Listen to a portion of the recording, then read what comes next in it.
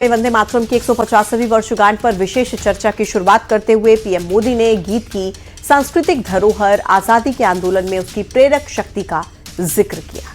PM Modi ने अंग्रेजों की बांटो राज करो नीति के खिलाफ उसकी मजबूती को रेखांकित किया। उन्होंने कहा कि वंदे मातरम आज भी नए भारत की ऊर्जा, एकता और संकल्प का आधार बना हुआ है। पीएम ने कहा कि कांग्रेस ने वंदे मातरम के टुकड़े किए, ये उसका तुष्टीकरण की राजनीति को साधने का एक तरीका था।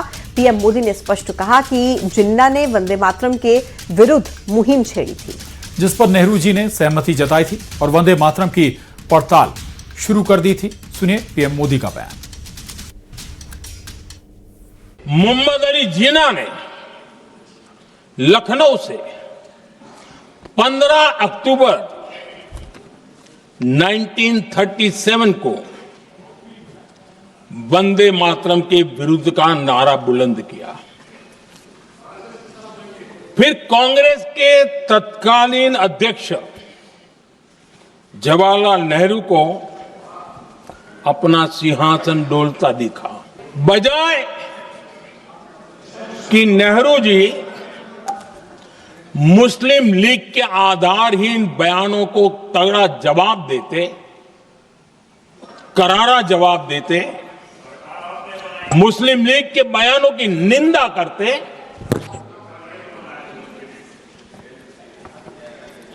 और वंदे मातरम के प्रति खुद की भी और कांग्रेस पार्टी की भी निष्ठा को प्रकट करते हैं। लेकिन उल्टा हुआ। वो ऐसा क्यों कर रहे, वो तो पूछा ही नहीं, न जाना। लेकिन उन्होंने वंदे मातरम की ही पड़ताल शुरू कर दी। जिन्ना के विरोध के 5 दिन बाद ही 20 अक्टूबर को नेहरू जी ने नेताजी सुभाष बाबू को चिट्ठी लिखी। उस चिट्ठी में जिन्ना की भावना से नेहरू जी अपनी सहमति जताते हुए कि वंदे मातरम की, ये जो उन्होंने सुभाष बाबू को लिखा है, वंदे मातरम की आनंद मठ वाली पृष्ठभूमि मुसलमानों को इरिटेट कर सकती है। क्या आ रहा है?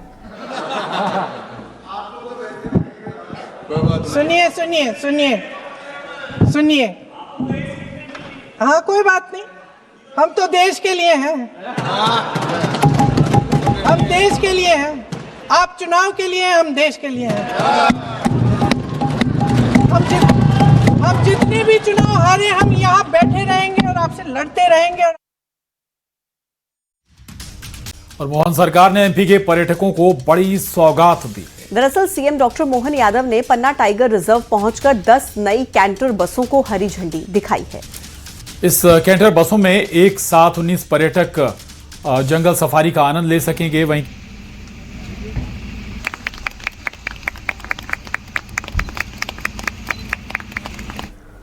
लोकसभा में वंदे मातरम की 150वीं वर्षगांठ पर विशेष चर्चा की शुरुआत करते हुए पीएम मोदी ने गीत की सांस्कृतिक धरोहर आजादी के आंदोलन में उसकी प्रेरक शक्ति का जिक्र किया।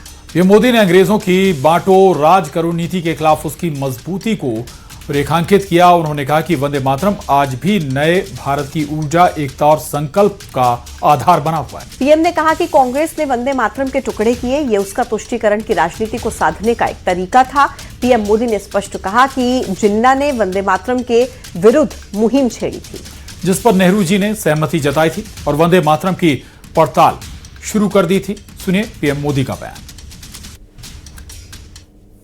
मोहम्मद अली जिन्ना ने लखनऊ से 15 अक्टूबर 1937 को वंदे मातरम के विरुद्ध का नारा बुलंद किया। फिर कांग्रेस के तत्कालीन अध्यक्ष जवाहरलाल नेहरू को अपना सिंहासन डोलता दिखा। बजाय कि नेहरू जी मुस्लिम लीग के आधारहीन बयानों को तगड़ा जवाब देते, करारा जवाब देते, मुस्लिम लीग के बयानों की निंदा करते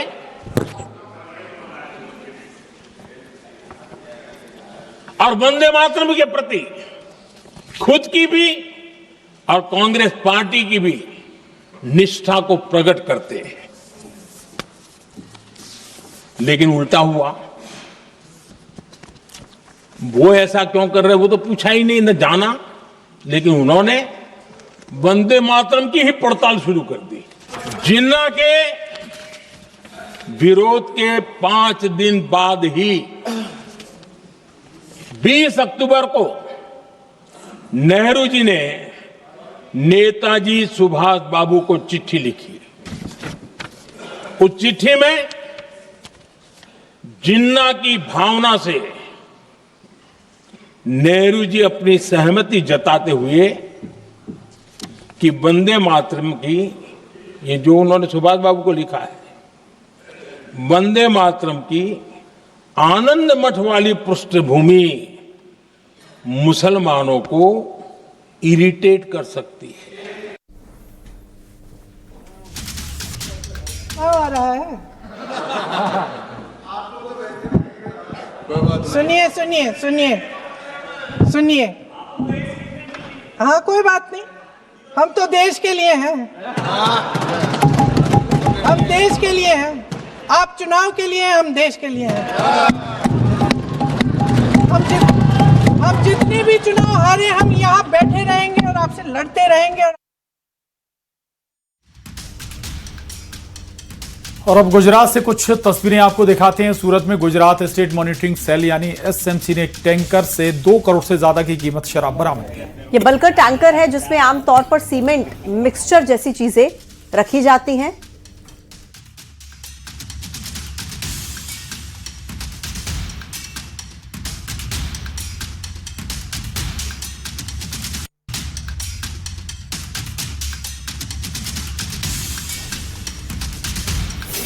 तो आप देख सकते हैं आमतौर पर सीमेंट मिक्सचर जैसी चीजें रखी जाती हैं बल्कर टैंकर में, लेकिन यहां पर शराब के तस्करों ने 26,000 से ज्यादा बोतलें छुपाई थी जो पार्किंग में खड़े टैंकर से बरामद किए गए। शुरुआती पूछताछ में पता लगा कि पंजाब से शराब भरकर टैंकर गुजरात लाया जाता था।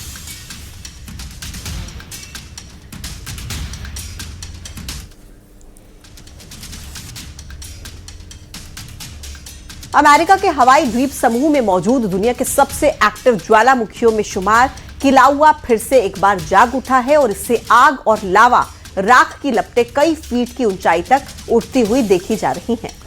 यूनाइटेड स्टेट्स जियोलॉजिकल सर्वे के मुताबिक ज्वालामुखी के नॉर्थ वेंट से 50 से 100 फीट तक ऊंचे लावा के फव्वारे लगातार निकल रहे थे और इनकी ऊंचाई लगातार बढ़ रही थी। और ये पूरा विस्फोट हवाई वोल्केनोज नेशनल पार्क के भीतर मौजूद हले माऊ माऊ क्रेटर तक सीमित रहा। किलाउआ दुनिया के सबसे सक्रिय ज्वालामुखियों में से एक है और दिसंबर 2024 से रुक रुक कर ये लगातार फट रहा है।